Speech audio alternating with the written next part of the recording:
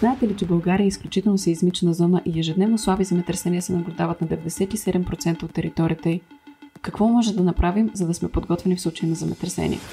Вкъщи трябва да имате подготвена раница за спешни случаи.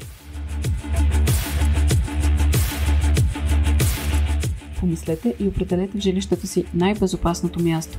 Подгответе план за действие и определете лице за връзка между членовете на семейството, което е извън вашия регион, както и място за среща.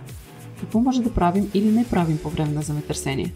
Не трябва да напускате сградата, в която се намирате, освен ако не можете да го направите в рамките на 10 секунди.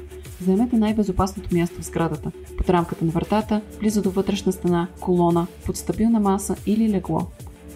След първите вибрации, люлеенето ще се засилва. Запазете самообладание и не хуквайте към асансьорите и стълбите. Ако сте на улицата, застанете далеч от сгради и далекопроводи. Какво е редно да направим след земетресение? Вземете подготвения багаж и бързо напуснете сградата. Слезте по стълбите, не ползвайте асансьор. След като излезете от сградата, отдалечете се на открито място, най-малко на разстояние равно на височината на най-близката постройка. Следете информациите, които ще се излъчат по средствата за масова информация и по местните радиостанции. Бъди герой и взимай информирани решения.